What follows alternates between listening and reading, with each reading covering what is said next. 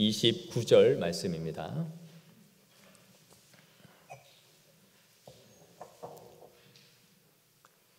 교독하겠습니다. 그들이 베델에서 길을 떠나 에브라스에 이르기까지 얼마간 거리를 둔 곳에서 라헬이 해산하게 되어 심히 고생하여 그가 난산할 즈음에 산파가 그에게 이르되 두려워하지 말라 지금 내가 또 등남하느니라 하매 그가 죽게 되어 그의 혼이 떠나려 할 때에 아들의 이름을 베논이라 불렀으나 그의 아버지는 그를 베냐민이라 불렀더라. 라헬이 죽음에 에브랏 곧 베들레헴 길에 장사되었고 야곱이 라헬의 묘에 비를 세웠더니 지금까지 라헬의 묘비라 일컫더라. 이스라엘이 다시 길을 떠나 에델 망대를 지나 장막을 쳤더라. 이스라엘이 그 땅에 거주할 때에 르우벤이 가서 그 아버지의 첩 비라와 동침하며 이스라엘이 이를 들었더라. 야곱의 아들은 12이라. 레아의 아들들은 야곱의 장자 르우벤과 그 다음 시므온과 레위와 유다와 이사갈과 스불론이요. 라헬의 아들들은 요셉과 베냐민이며 라헬의 여종 비라의 아들들은 단과 납달리요. 레아의 여종 실바의 아들들은 갓과 아셀이니 이들은 야곱의 아들들이요 밧단 아람에서 그에게 낳은 자더라. 야곱이 기럇아르바의 마므레로 가서 그의 아버지 이삭에게 이르렀으니 기럇아르바는 곧 아브라함과 이삭이 거류하던 헤브론이더라. 이삭의 나이가 180세라. 이삭이 나이가 많고 늙어 기운이 다함에 죽어 자기 열조에게로 돌아가니 그의 아들 에서와 야곱이 그를 장사하였더라. 아멘. 우리는 지난주에 야곱이 베델로 올라가서 30년 전에 하나님과 했던 약속을 성실히 이행하는 것을 보았습니다. 야곱이 결단하고 베델에 올라갈 준비를 하면서 그가 가족들에게 첫 번째로 명한 것은 너희의 우상을 버리라라는 것이었죠. 우상을 버리라는 것, 그 말씀으로 볼 때에 그들이 하나님을 믿으면서도 온전히 신뢰한 것이 아니라 양다리로 걸치고 우상과 하나님을 겸하여 섬기고 있었다라는 것을 보여주는 것이었습니다. 그래서 그것을 모두 다 상수리나무 아래 묻어버렸던 것이죠. 그리고 그가 명령한 것은 의복을 바꾸어 입으라는 것이었습니다. 의복을 바꾸어 입는다라는 것은 그들에게 있는 세속, 세겜 땅에 살면서 우상의 것들 또 그들의 구습, 죄악된 것들을 그대로 고스란히 받아서 살아가고 있었다라는 것을 보여주는 것이죠. 그래서 의복을 벗어버리고 다시 새 마음으로 우리가 베델로 올라가자라고 말했던 것입니다. 이렇게 결단하며 나아가자 하나님은 사방 고을의 모든 사람들에게 두려움을 주셔서 야곱에게 추격하는 자가 없도록 하셨습니다. 그는 이 자신의 아들들로 인하여 자신이 죽음을 당할지 모른다라고 두려워했지만 그가 믿음의 결단을 내리고 첫 걸음을 떼자 하나님께서는 도리어 그들에게 두려움을 주셔서 아무도 야곱의 가족을 추격하지 못하도록 오히려 막아주셨던 것이죠. 이것이 하나님이 우리를 이끄시고 보호해 주시는 방식이었습니다. 베델에 이르러 제단을 쌓자 하나님은 마치 기다렸다는 듯이 야곱에게 다시 복을 내려주셨습니다. 아브라함에게 주셨던 그 약속을 재확인시켜 주셨던 것이죠. 그러면서 그에게 이제는 다시는 너를 야곱이라 하지 말고 이스라엘이라 하라라고 말씀하셨어요. 그것이 무슨 의미였습니까? 네가 믿음의 싸움을 하는 사람으로 살 것을 말씀하신 것이죠. 야복강가에서의 그 싸움을 너는 기억하고 잊지 말라라는 것이었습니다. 너의 삶에 어떤 어려움이나 고난이 온다 할지라도 인간적으로 그것을 해결하려 하지 말고 너가 야복강가에서 나를 만났던 그 하나님을 붙잡고 살아가야 된다라는 이스라엘의 이름을 다시 확인시켜 주는 것이죠. 그리고 오늘 본문 1절에 이제 서원을 다 드린 야곱이 떠날 준비를 합니다. 그들이 베델에서 길을 떠나 에브라스에 이르기까지 얼마간 거리를 둔 곳에서 라헬이 해산하게 되어 심히 고생하여. 베델에서 에브라스에 이르는 이 여정 중에 이 라헬이 진통을 하기 시작해요. 그렇다면 라헬은 베델에 올라가기 전부터 이미 만삭인 상태로 올라갔었다라는 것을 우리가 알 수 있죠. 야곱은 자신의 사랑하는 아내가 드디어 두 번째 아들을 가졌으니 얼마나 기뻤을까요? 이 아이가 혹시라도 어떻게 잘못되면 어떡하나 하는 마음으로 노심초사하면서 이 라헬을 아마 떠받들듯이 했겠죠. 하지만 베델로 올라가라는 이 말씀을 지체하지 않고 올라갔다라는 걸 알 수 있어요. 만삭이 된 자신의 아내를 나귀에 태우고 30km나 되는 이 여정을 했던 것이죠. 하나님께서 나는 베델의 하나님이라 라고 말씀을 해주시지 않았습니까? 그리고 네가 어려울 때 그 바단 아람으로 도망갈 때 만났던 그 하나님을 상기시켜 주시자 그가 베델에서 했던 하나님의 서원을 기억했던 것이죠. 내 아내가 비록 만삭이고 내가 사랑하는 두 번째 아들을 이 사랑하는 여인이 낳을 수 있는 그 기회, 그 중요한 때이지만 그는 지체하지 않았다라는 것을 알 수 있어요. 그래서 만삭인 아내를 데리고서라도 이 베델을 향해 올라가서 서원을 지키고 지금 돌아가려고 했던 것이죠. 그런데 이 과정에 지금 진통을 하기 시작한 거예요. 라헬이 상고 끝에 드디어 등남을 했습니다. 라헬이나 야곱이나 그토록 바라던 아들을 낳은 것이죠. 처음으로 라헬이 아들을 낳고 요셉이라 이름을 지었는데 그 요셉의 이름의 뜻이 무엇이었습니까? 더함이라는 뜻이었어요. 하나님, 나는 한 명으로는 만족하지 못하겠습니다. 나에게 또 한 명의 아들을 더 허락해 주십시오 라고 자신의 소원을 담아 지은 이름이 요셉이었죠. 그런데 하나님께서 그 기도의 응답으로 또 한 명의 아들을 허락해 주신 것이에요. 그런데 안타깝게 라헬은 이 아이를 낳다가 죽게 됩니다. 소원을 이룬 기쁨이 있었지만 오히려 자신의 생명과 이 아이의 생명을 맞바꾸어야 되는 이 슬픔이 그에게 찾아온 것이죠. 오늘날은 아이를 낳다가 죽는 것이 그렇게 흔한 일은 아니지만 당시에는 이런 일들이 종종 있는 일이었을 거예요. 라헬은 이 슬픔을 이기지 못하고 자신이 죽기 직전에 유언과 같이 자신의 아들의 이름을 베노니라고 짓습니다. 베노니 이름의 뜻이 뭡니까? 슬픔의 아들이라는 뜻이에요. 내 일생에 원하던 그 아들을 하나님께서는 주셨지만 자신의 생명과 맞바꾸는 이 슬픈 상황 속에서 그 아들의 이름을 슬픔의 자식, 슬픔의 아들이라고 이름을 지은 것이죠. 불행의 아들이라는 뜻입니다. 하지만 야곱은 유언과 같이 남긴 라헬의 그 이름을 그대로 사용하지 않고 베노니를 베냐민이라고 바꾸어서 불렀습니다. 베냐민의 뜻은 오른손의 아들이라는 뜻이에요. 고대 근동에서 오른손은 능력의 상징이죠. 하나님 우편이라고 항상 성경은 말하죠. 오른쪽은 바른 것, 옳은 것, 권력, 능력을 상징하는 것이었습니다. 그래서 야곱은 자신의 아들을 오른손의 아들이라고 이름을 바꾸어 지은 것이었어요. 야곱은 그 비슷한 발음을 사용하여 비슷한 말이지만 긍정적이고 미래지향적으로 그의 이름을 바꾸어 준 것이었습니다. 야곱에게 있어서 라헬은 얼마나 큰 의미를 가진 사람이었습니까? 라헬이라는 한 여인을 얻기 위하여 14년을 자신이 고생을 하여 얻은 아내였습니다. 그리고 이후에 이 여인이 아이를 낳아주지 못해서 너무나 힘든 시간을 보냈고 그 여인이 드디어 요셉을 낳았고 이후에 베냐민을 낳아준 거죠. 그래서 이 두 아들을 그의 레아나 첩이 낳아준 10 아들들보다 훨씬 많이 사랑했다라는 것을 우리는 알고 있습니다. 하필 하나님은 그가 서원을 다 이행하고 돌아오는 이 여정에 자신의 가장 사랑하는 아내를 하나님께서 거두어 가시고 있는 것이죠. 라헬이나 야곱이나 이 아이를 안아보면서 키우는 그 기쁨을 함께 누려보지 못하고 자신의 아내가 하나님께 부름을 받는 이 슬픔은 정말 이루 말할 수 없었을 거예요. 라헬은 이 상황을 보면서 여과 없이 그것을 자신의 고통을 표현하여 베노니라고 이름을 지은 겁니다. 슬픔의 아들. 하지만 야곱은 이 슬픔을 믿음으로 바라보면서 베냐민이라고 바꾸어 부른 것이죠. 이것이 야곱의 또 달라진 그의 면모라고 할 수 있어요.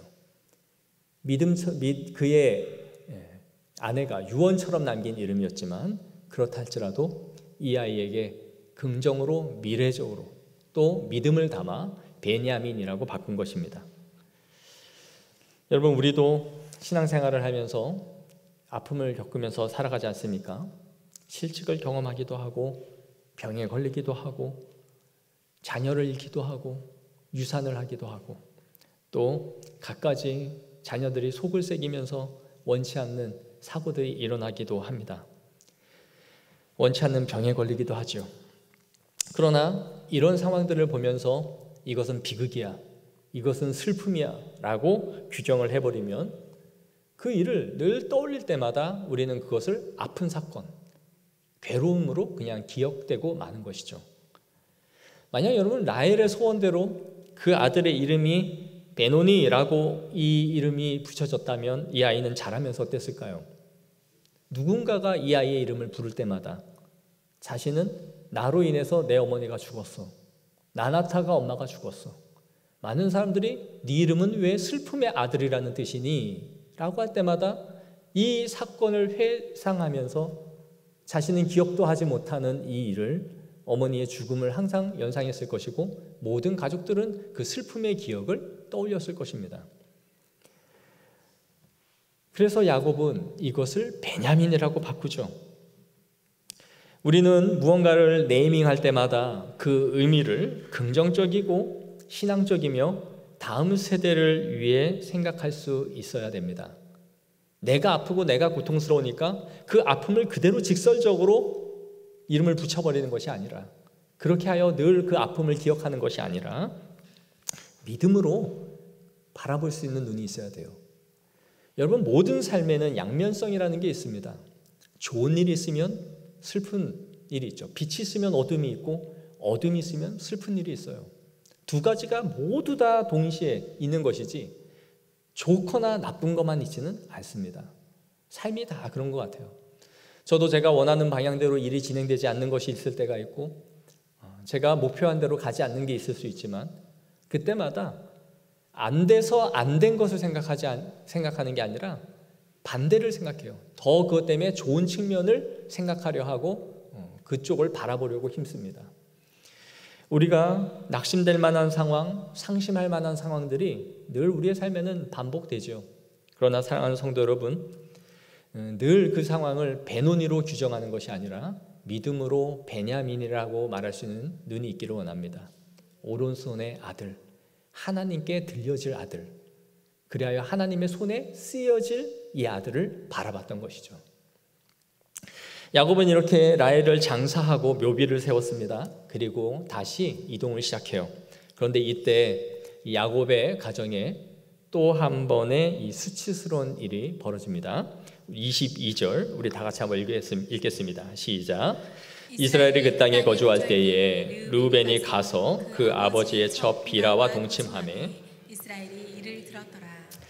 야곱의 첫째 아들이 야곱의 이 첩이자 라헬의 종이었던 비라와 통간하는 사건이 벌어집니다. 앞에서 야곱의 자녀들 가운데 디나가 이방인에게 강간을 당했죠. 그리고 그의 아들은 매우 분개했습니다. 우리 언약 백성들 가운데 감히 일어날 수 없는 나의 누이 동생을 창기와 같이 대우한 이들을 가만두지 않았죠. 가서 칼부림을 하여 싹 다 죽여버렸습니다. 그랬는데 지금 이 가정에, 언약의 가정에, 그것도 장자가 아버지의 첩을 통간하는 일이 벌어진 것이죠. 레위기 18장 8절에 보시면 너는 내 아버지의 아내의 하체를 범하지 말라. 이는 내 아버지의 하체니라. 하나님께서 철저하게 금하고 계신 것을 장자인 르우벤이 이 금령을 깨뜨려 버린 거예요. 어떻게 르우벤이 첩이랑 나이 차이가 그래도 꽤 있을 텐데 이런 일을 할 수 있나 싶은데, 아마 당시에 보통 시녀로 종이 될 때에 10대 후반에서 20대 초반이었을 것으로 추측을 하면 아마 르우벤과 이 비라의 나이는 적게는 10살에서 20살 쪽 안쪽에 있을 것이다 라고 봅니다. 생각해보면 이상하지만 또 아주 불가능한 것은 아니었죠. 그런데 우리가 앞에서 르우벤이 어릴 때 어머니에게 합환채를 가져다가 주는 것을 볼 수 있지 않습니까? 그런 걸 보면 르우벤은 좀 대바라진 애였던 것 같아요. 이런 쪽에 색이 밝아가지고 이거를 가지고 엄마한테 주면 좋아할 것이다. 이런 생각이 이미 어릴 때 발달한 아이였던 것 같아요. 그래서 결국 이렇게 커서 사고를 치는 거죠. 야곱은 이 일로 르우벤을 불러서 책망하거나 화를 내지 않습니다. 그런데 이것을 고이 마음에 간직하고 있다가 그가 죽기 직전에 유언을 남길 때 이 말을 언급하죠. 우리 49장 3절 4절 한번 다 같이 보겠습니다. 시작. 르우벤아 너는 내 장자요 내 능력이요 내 기력의 시작이라. 위풍이 월등하고 권능이 탁월하다마는 물의 끓음 같았은즉 너는 탁월하지 못하리니 내 아버지의 침상에 올라 더럽혔음이로다. 그가 내 침상에 올랐었도다. 이 말을 죽기 직전에 유언으로 말한 거예요. 그가 가진 위치와 자리가 얼마나 위험이 있었는지를 먼저 말합니다. 여러분, 오늘날 애를 한두 명 낳는 집에서의 장자라는 것은 큰 의미가 그렇게 없지만 5남매, 7남매, 10남매 이렇게 낳는 집에서의 장자의 힘은 대단하죠. 아버지의 부재와 모든 경조사에 있어서 그 아들의 장자의 말은 곧 그 집의 방향을 결정하는 것과 같은 것이었어요. 이렇게 야곱의 대가족을 이루었으니 르우벤이 아버지를 이을 이 차기의 장자였던 것이죠. 야곱은 이 르우벤을 그래서 이렇게 평가했습니다. 너는 내 기력의 시작이라. 나에게 첫 번째 아들을 주었으니 가장 큰 기쁨을 준 아들이기도 했죠. 위풍이 월등하고 권능이 탁월했다라고 말해요. 이런 걸 볼 때에 르우벤이 장자로서의 일을 감당하기에 부족한 사람이 아니었다라는 것을 우리는 알 수 있어요. 위풍도 있고 그에겐 능력도 있었던 거예요. 하지만 그는 끓는 물과 같아서 자신의 정욕을 이기지 못한 사람이었습니다. 이로 인해 어떤 결과가 벌어집니까? 그의 장자권이 박탈당하고 말이죠. 장자권을 잃어버려요. 영적인 장자가 된 것은 이후에 유다였고 상속의 2배의 복을 이어간 것은 요셉 지파였습니다. 그의 큰아버지 에서는 하나님의 택한 사람이 아니었기 때문에 야곱에게 장자권이 넘어간 사람이었다면 르우벤은 자신의 끓는 정욕을 다스리지 못하여 장자권을 잃어버린 사람인 것이죠. 성경은 장자권을 잃는 이 두 사람을 창세기에 이렇게 기록하고 있는 것이었습니다. 가만히 있으면 장자가 될 수 있었고 위풍도 있고 능력도 탁월한 사람이었지만 그의 정욕을 제어하지 못하여 스스로 장자권을 박탈당하고 마는 르우벤이 기록되어 있는 것이죠. 우리는 이걸 통해 뭘 알 수 있습니까? 우리는 하나님의 자녀이고 언약 백성인 것은 분명하지만 자신이 한 행동에 대해서 책임을 면할 수 있는 것은 아니다라는 거예요.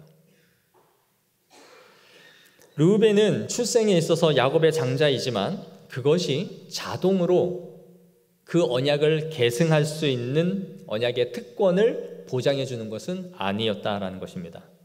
우리도 보십시오. 믿음의 가정에서 자랐을 수 있고 3대, 4대 목회자 집안에서 그렇게 자란 훌륭한 믿음의 부모 밑에서 자랄 수 있습니다. 하지만 그러한 은혜의 혜택이 우리를 반드시 구원으로 이끌어주는 것은 아닙니다. 또한 우리가 남들보다 더 많은 죄를 용서받거나 하나님이 그 용서를 그들의 죄를 없는 것처럼 넘어가는 것이 아니다라는 것이에요. 그러므로 우리는 자신의 행동 하나하나에 있어서 내가 이것에 대해 책임을 지는 사람들이다라는 것을 기억해야 되는 것입니다. 또한 두 번째로 우리가 생각해야 되는 것은 자신의 이 한순간의 죄가 미래를 결정해버리고 만다라는 것이죠. 우리는 어떠한 일들을 믿음으로 결정하지 않고 행동하면서 사소하게 생각하는 경향이 있습니다. 그러나 그것이 인생의 향방을 결정하는 중요한 결정타가 될 때가 있습니다.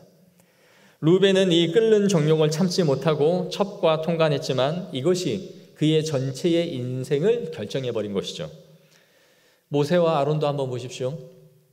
불평과 원망을 쏟아놓는 이스라엘 백성들에게 반석을 지팡이로 내려쳐서 물이 나게 하였지만 하나님은 이 사건을 기억하셔서 모세와 아론을 가나안 땅으로 들어가지 못하도록 하셨습니다. 이것이 얼마나 애통하고 원통한 일이었는지 모세는 이후로도 자신이 가나안 땅에 들어가기를 하나님 앞에 간절히 몇 번을 구했다라는 것을 성경을 통해 알 수 있어요. 신명기 3장 25절 26절을 보겠습니다. 구하옵나니 나를 건너가게 하사 요단 저쪽에 있는 아름다운 땅 아름다운 산과 레바논을 보게 하옵소서 하되 여호와께서 너희 때문에 내게 진노하사 내 말을 듣지 아니하시고 내게 이르시기를 그만해도 족하니 이 일로 다시 내게 말하지 말라. 성경 공부를 하고 양육을 할 때마다 많은 분들이 이 모세와 아론에게 하나님이 하셔도 너무하셨다라는 말들을 합니다. 40년 동안 그 고생을 하면서 출애굽하는 1등 공신을 세운 모세에게 반석으로 지팡이로 한번 내리쳤다고 가지 마라 니들은, 그러고 여기에 남겨두신 것이 이건 너무한 거 아닌가, 이런 말들을 해요. 나중에 천국 가서 모세를 많이 위로해 주십시오. 고생 많았고 못 봐서 안타깝다고. 그리고 하나님 왜 그러셨냐고 물어보세요. 그러다가 쫓겨날 수 있습니다. 여하튼 많은 사람들이 이 사건을 보면서 모세를 아론을 안타까워하죠. 그러나 중요한 것은 이 사건이 아론과 모세에게 가나안 땅으로 들어가지 못하게 하는 결정타를 날리는 사건이었다라는 것입니다. 우리의 영적인 방만함이나 영적인 방심이 나의 가정이나 나의 영혼에 신앙에 심대한 폐해가 있을 수 있다라는 것, 지금 끓는 물과 같이 내 정욕을 다스리지 못하고 절제하지 못하여 한번 벌어진 그 사건이 하나님에게 보시는 그 중심, 나의 테스트 하는 그 중요한 결정적인 순간일 수 있다는 것을 기억해야 됩니다. 그리하여 나의 영혼과 우리의 가정에 어떤 영향을 미칠 것인가 하는 것을 깊이 생각하며 살아가는 것이, 그것이 바로 깨어있는 성도의 마음가짐인 것이죠. 마지막으로 우리가 이 사건을 통해 기억해야 되는 것은 르우벤의 실패에도 불구하고 하나님의 언약이 깨뜨려지는 것은 아니다라는 것입니다. 실패는 르우벤이 한 것이지 하나님의 언약 전체가 여기에서 실패한 것이 아니죠. 레위가 영적인 장자로 구별되어졌고 이후에 유다를 통해 메시아가 왔으며 요셉이 이스라엘 전체를 구하는 중요한 역할을 감당해 나가는 것을 우리는 보게 됩니다. 즉 장자권만 르우벤에게서 다른 자녀에게로 넘겨갔을 뿐이지 하나님의 약속에 폐하여지거나 끊어진 것은 아니다라는 것이죠. 이것은 매우 우리에게 은혜요 감사할 수 있는 것입니다. 우리가 불순종하고 실패할지라도 하나님의 뜻은 꺾이지 아니하며 무효화되지 않습니다. 전투에서 패할 수는 있지만 전쟁에서 지지는 않습니다. 즉 전쟁에서 승리하나 우리의 사사로운 실패로 인하여 전투에서는 질 수 있는 것이죠. 하나님은 반드시 그분의 계획대로 모든 것을 이루어 가시는 하나님입니다. 그러나 중요한 것은 이것입니다. 여러분의 불순종과 실패가 가져오는 결과는 여러분에게 심대한 손해를, 막대한 피해를 가져다 준다는 것입니다. 하나님께 우리가 불순종하고 뻗대기 시작하면 하나님은 우리에게 주시고자 하시는 영광을, 그 촛대를 다른 사람에게 넘겨서 그 일을 이루어 가신다는 겁니다. 하나님이 우리에게 맡겨주신 사명을 우리가 온전히 감당하지 않고 게으르고 나태하면 하나님께서는 그것을 뽑아 다른 사람에게 맡겨주는 것입니다. 사울이 하나님의 마음에 합하지 못한 삶을 살면 그에게 귤을 빼앗아 다윗에게 넘겨주는 것입니다. 이것이 우리의 비극적인 것이죠. 하나님의 뜻은 불변하게 지나갑니다. 하나님의 언약과 하나님의 나라는 항상 찬란하며 이루어져 갑니다. 내가 아니라 할지라도 말이죠. 이것을 우리가 곰곰이 생각해야 됩니다. 하나님의 뜻은 불변하게 이루어지지만 나의 불순종과 나태함과 그릇됨과 나의 방만한 생활로 인하여 하나님이 나를 더 이상 사용하지 아니하시고 다른 사람에게 그 능력과 은혜를 베푸셔서 그를 들어 사용하시는 것으로 끝이 난다라는 것이죠. 사랑하는 성도 여러분, 하나님이 우리에게 맡겨주신 것이 있습니까? 기쁨으로 감당하십시오. 나에게 준 것 절대 뺏기지 않을 거예요 라는 마음으로 항상 그걸 지키고 거룩하게 감당해 나가는 성도들이 되어지기를 소망합니다. 우리가 없다고 해요 이 교회가 뭐 무너집니까? 제가 없다고 해서 이 교회가 무슨 풍비박산 납니까? 제가 없으면 또 누군가가 이 일을 하겠죠. 항상 우리가 있는 자리에서 하나님 앞에 최선을 다할 뿐입니다. 왜냐하면 우리의 마음의 중심을 보신 하나님 앞에 내가 합격하고 싶은 마음, 주님의 마음을 흡족하게 해드리고 싶은 마음, 그 마음으로 우리의 사명을 잘 감당해 나가는 성도들이 되기를 소망합니다. 우리에게 사명을 주셨다는 것은 복을 주시겠다라는 거예요. 우리에게 장자가 되게 하겠다는 것은 너에게 두 배의 유산을 주시겠다라는 겁니다. 우리가 그것을 항상 기억하며 거룩하게 감당해 나가길 소망합니다. 그러면서 오늘 본문은 또 한 사람의 죽음을 기록하고 있는데 바로 이삭이죠. 27절부터 보시면 이삭의 죽음이 기록되어 있고 180세에 그가 하나님의 부름을 받아서 죽게 됩니다. 그런데 그가 죽은 곳은 바로 기럇 아르바, 곧 헤브론이라고 말씀하고 있어요. 아브라함은 이곳에 막벨라 굴을 샀고 자신의 아내 사라를 묻었습니다. 그리고 아브라함 자신도 이곳에 묻히게 되죠. 이삭도 아버지처럼 여러 곳을 옮겨 다닌 사람이에요. 기근이 들자 그랄로 갔죠. 그리고 그랄에서 아비멜렉에게 미움을 받아서 사람들에게 미움받아 쫓겨났습니다. 그리고 가는 곳마다 우물을 파서 3군데나 팠죠. 하나님께서 그곳마다 우물이 돋아나게 해주셨습니다. 그러나 이삭은 이렇게 돌고 돌지만 말년에 그의 아버지가 살았던 헤브론으로 돌아와 정착을 했고 이곳에서 숨을 거두은 것이죠. 왜 그랬을까요? 왜 이삭은 헤브론으로 와서 죽었을까요? 헤브론은 그의 아버지 아브라함에게 매우 의미가 있는 곳이었기 때문이에요. 헤브론에서 아브라함은 제단을 쌓았고 하나님은 그에게 언약을 세워주셨습니다. 그 언약을 다시 확인시켜 주셨던 자리가 바로 이 헤브론이었던 것이죠. 이삭은 자신에게 있어서 의미 있는 곳들이 꽤 있었습니다. 기근을 피해서 그랄로 갔을 때 목축업을 하는 자신이 생전 농사를 지어보지 않았는데 이 땅에서 농사를 지어서 몇 배의 100배의 결실을 맺었어요. 이 100배의 결실을 맺는 걸 보면서 이 사람들이 시기하여 질투하여 사실은 이삭을 내쫓았던 건 아닙니까? 그리고 그가 옮겨가는 곳마다 하나님은 계속 우물에 샘이 돋도록 그렇게 해주셨죠. 100배의 결실을 맺은 그랄도 있었고 하나님의 역사로 파는 곳마다 우물물이 나오게 했던 3개의 우물이 있었지만 이삭은 이곳에 정착하여 산 게 아니라 결국은 헤브론으로 돌아왔다라는 거예요. 그게 무엇을 의미합니까? 그가 하나님의 언약을 계승하고 있다는 것을 보여주는 것이고 그의 인생이 돌고 돌지만 자신에게 있어서 가장 영적인 의미를 부여한 곳으로 돌아온 거예요. 인생에 올 때 자신의 육체를 자신의 삶을 가장 풍족하게 해주었던 곳들이 분명히 있지만 그가 의미를 두었던 것은 자신의 아버지가 언약을 세우고 제단을 쌓아 올렸던 그 자리가 가장 의미 있던 곳이었던 것이죠. 우리가 그러기를 원합니다.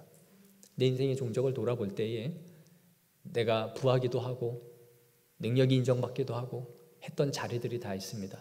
그러나 하나님과의 관계를 맺었던 그 자리로 돌아가는 성도들이 되기를 소망합니다.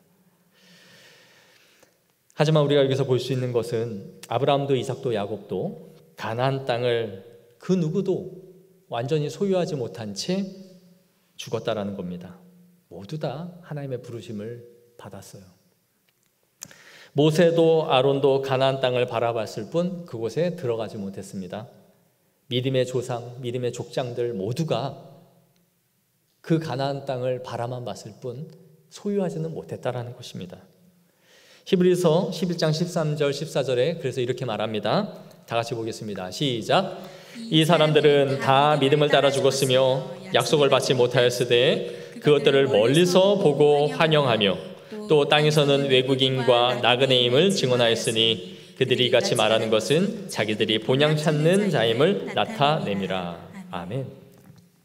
믿음을 따라 죽었지만 약속은 받지 못했다라고 말을 해요.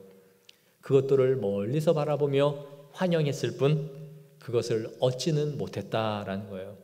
그러면서 그들을 뭐라고 규정합니까? 외국인이요 나그네였다. 스쳐 지나가는 사람들이었다라는 거죠. 이후에 수백 년이 지난 이후에야 이 땅은 성취가 되고 그의 후손들이 갖게 됩니다.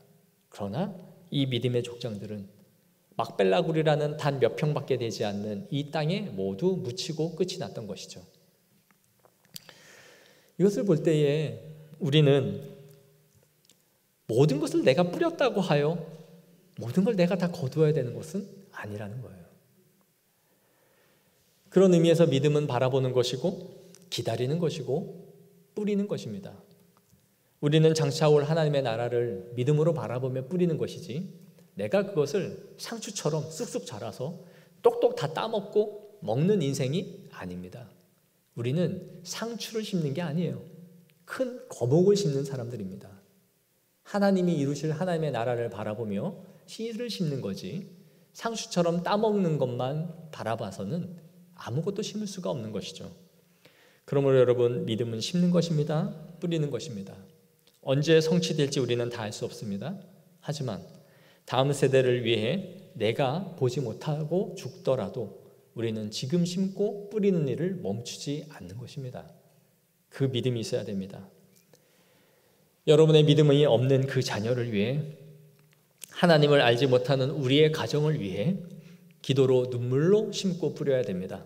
언제 그 꽃이 피고 그들 가운데 하나님의 나라가 이 가정 가운데 이 나라와 민족 가운데 퍼져 갈지는 우리가 다 알 수 없지만 우리는 내가 보지 못하고 죽은 이후에라도 하나님께서 열매 맺게 하시고 꽃을 피우실 것이라는 것을 바라봐야 됩니다. 그래야 낙심하지 않고 포기하지 않을 수 있는 거예요. 항상 모든 열매를 당대에 내가 꺾어 먹겠다라고 생각하면 그때부터 지치기 시작하죠. 언제 이것을 내가 해서 볼 수 있을까라는 생각을 갖게 되는 것입니다. 그러나 사랑하는 성도 여러분, 우리는 그렇게 끝이 날지라도 하나님의 말씀은 살아있고 운동력이 있어 심령과 골수와 관절을 쪼개기에 부족함이 없는 능력에 살아있는 말씀인 줄 믿습니다. 그 말씀이 살아 역사하여 움직여 가실 것을 믿고 그 오늘의 눈물과 씨를 뿌리는 것입니다. 말씀을 맺겠습니다. 사랑하는 성도 여러분, 우리가 인생을 살아가면서 또 이 한 주를 살아가면서 우리의 삶 가운데는 아픔이나 어려움이 반드시 있을 겁니다. 그러나 그 상황을 그냥 보면서 액면 그대로 상황은 배논이죠. 슬픔을 그대로 표현할 수밖에 없는 상황들이 우리에게는 많이 있습니다. 그러나 그것을 베냐민으로 부를 수 있는 믿음이 있기를 원합니다. 내 상황은 배논이지만 하나님의 오른손의 아들, 오른손에 붙들려 쓰임받는 하나님의 일하심을 볼 수 있기를 원합니다. 또한 우리는 우리의 삶을 살아가면서 우리에게 일어나는 수많은 일들 가운데 끓는 정욕과 절제되지 않은 행동으로 인하여 하나님께서 우리에게 예비하신 복을 얻지 못하는 중대한 실수를 하는 성도들이 되지 않기를 원합니다. 그리하여 하나님의 늘 약속하신 땅을 바라보며 오늘 심고 우리가 해야 할 믿음의 행위들을 꾸준히 지침 없이 반복해 나가는 거룩한 성도들이 되어지기를 소망합니다. 기도하겠습니다. 하나님 아버지, 우리의 모든 현실은 배논이라고 말할 수밖에 없는 일들이 너무나 많이 있습니다. 우리의 인생 가운데 찬양하고 기뻐하고 감사하며 웃을 만한 일들이 과연 몇 개나 있겠습니까? 그러나 아버지, 우리를 주님의 자녀 삼아 주시고 우리의 모든 삶이 하나님의 오른손에 붙들려 있다는 것을 바라볼 때에만이 우리는 베냐민이라고 말할 수 있는 줄을 믿습니다. 우리의 현실이 베논이라 할지라도 믿음의 눈을 들어 베냐민이라 할 수 있는 성도들이 되게 하옵소서. 그리고 우리에게 주신 큰 특권과 하나님의 기력과 탁월함이, 우리에게 주신 그 은혜들이 우리와 우리의 다음 세대에게 흘러갈 수 있도록 우리의 삶을 하나님 앞에 온전히 드릴 수 있는 거룩한 성도들이 되어지기를 소망합니다.